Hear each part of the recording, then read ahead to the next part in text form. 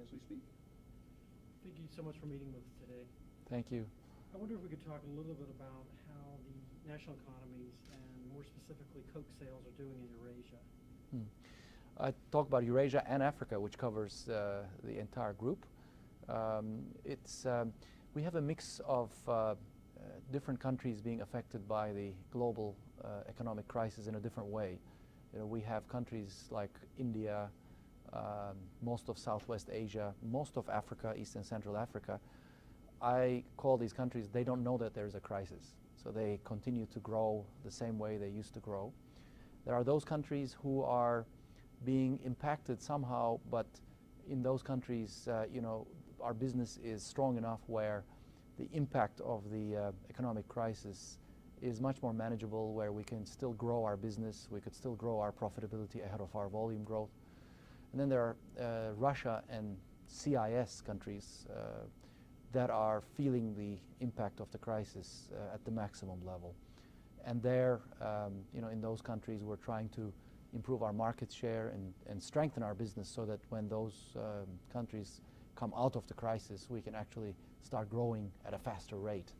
So it's really a mixed bag overall, but total group for all of Eurasia and Africa for the 9 months that we have reported, we have been able to grow 4%, and we've been able to grow our profits well ahead of that. Are there any particular countries that are bright spots in terms of growth? Yeah, certainly this year India has been a bright spot.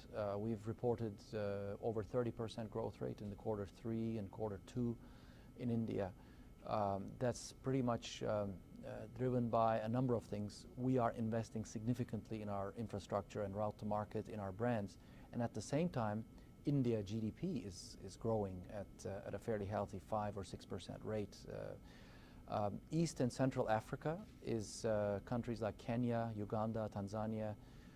They are doing well. North and West Africa, even Nigeria, Egypt, Morocco, they are growing a little bit slower, but we have been able to take price increases in those markets in a year like this, and which they are still growing.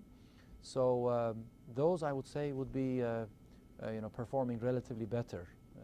All of Southwest Asia, the smaller countries around the Indian subcontinent, Sri Lanka, Bangladesh, Nepal, they're all growing at nice double digits.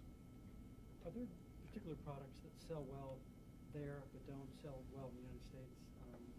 Yeah, we have a very clear strategy that our growth is going to be led by what we call sparkling beverages with carbonation. And within that would be led by trademark Coca-Cola, meaning Coca-Cola, Coca-Cola Zero, and Coca-Cola Light. Those three of them, we certainly aim our growth to be led by those brands. And in all of our markets, I'm happy to say that we are successful with that strategy. But certain markets also have large juice businesses or large water businesses where their growth, in addition to the sparkling beverage growth, is also strong. But our global strategy pretty much works throughout Eurasia and Africa, giving us good growth on brand Coca-Cola. Are there products in your territory that, if you think, if tested in the United States, would they be popular, or are tastes different in each country? So that Yeah, we have very unique local tastes. For example, in India, we have a juice called Maaza. This is a mango juice drink. And it just commands an incredible, nearly over 40% market share in India in the market, and it tastes very good. We've never tested that here in the United States, but if you ask me individually, the taste palette that I know here is, I think that would be a product that's worth probably looking into. Then we have very unique local tastes. Like in India, we have a cola called Thumbs Up, and that has some Indian spices in it, which is liked very much in certain states in India. And in Russia, we have a brand called Krushka and Bochka. It's a category called kvass. This is a fermented beverage that is produced by every Russian household, actually, but we've actually developed and commercialized a very good tasting kvass beverage called Krushka and Bochka, which means mug and barrel, which has health connotations. People see the that it has some of the credentials of beer-like yeast and all of that. That's considered to be healthy in Russia. So those are some specific products that we do across our territory, but we have not brought them here to the United States. Is that a possibility at some point, you think, some of the more exotic products? Yeah, that really depends on how the North American business analyzes the need states of the consumers. Is there a good market for those products? And we have a well-networked organization, enabled by technology. People know the best practices, people know the products and packages. If they believe, there would be a good market for those products, I'm sure they would test them. Do you think there's a need for a direct flight from Atlanta to Istanbul? For me, yes. I was thinking with the Coca-Cola connection, headquarters here. Yeah, there used to be a Delta Airlines flight between Istanbul and Atlanta, maybe a few years ago. I don't remember exactly how long ago. That was very, very convenient. So somehow now we don't have that. We can fly to New York and then from New York to Atlanta. But obviously the airlines will have to look at their number of passengers, whether it will be worth having that line, but it would make my life very easy if it was there. Finally, do you think that Turkey will eventually become a full member of the EU? Yeah. You know what's most important for Turkey, I believe, in terms of its journey to join EU, is that it stays on the journey. Because when Turkey, the journey has got to a milestone where people thought that we are making positive progress, the foreign investment started increasing. Turkey started being able to borrow in Turkish lira for a longer terms in loans. So the fact that people think Turkey is going to join EU actually creates a thinking of stability, and therefore then the money comes in. So that is more important. I think the journey is more important than the destination. So if Turkey is on this journey between now and 2015 or 16, then Turkish economy continues to develop. Certain legislation is passed. There is, all of the regulations are harmonized with EU regulations. Those are all good things for Turkey. At the end of the day, whether it will get in or not, I think will depend on a lot of factors. Turkey is a very big country. If you can imagine, by the time Turkey joins, Turkey might be the most populous country in Europe.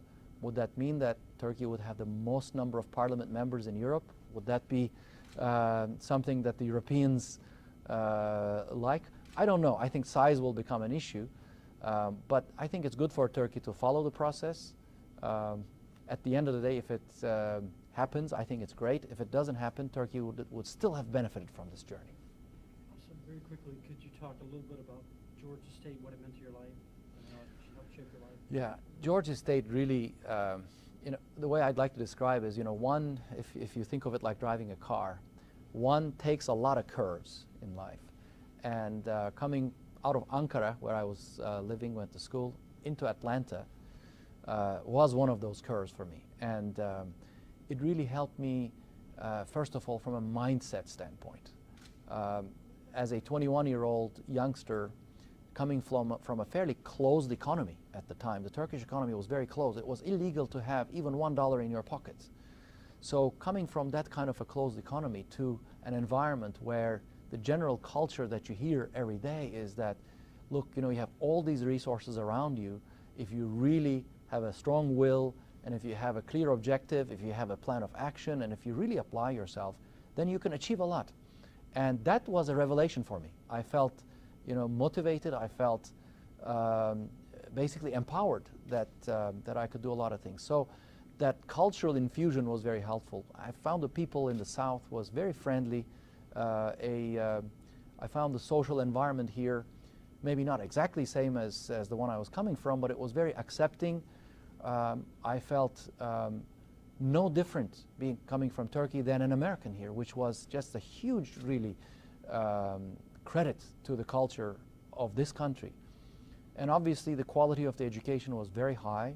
The facilities was very strong. The professors were great. So all of that, I was able to get 2 assistantships in 2 years, and I just tasted what it is to work really hard and to achieve things.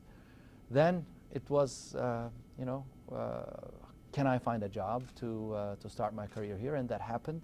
And I think my life has changed for good. You know, leave everything aside, leave your job, leave your career, just the thinking, the free thinking that, you know, no matter what happens to you, you can actually set an objective and you can really push forward for positive things. That learning alone is a huge learning for me, for having come here. Thank you so much. Thank you, thank you.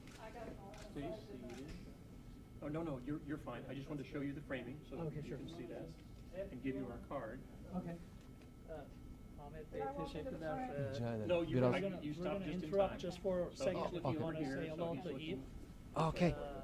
Eve Ah. is the I'm the chair chair Hello, of Eve. the department. Oh. And your remarks about how you value the technical versus the managerial. Yes. With music to my ears. That's what Ah. we try to accomplish that.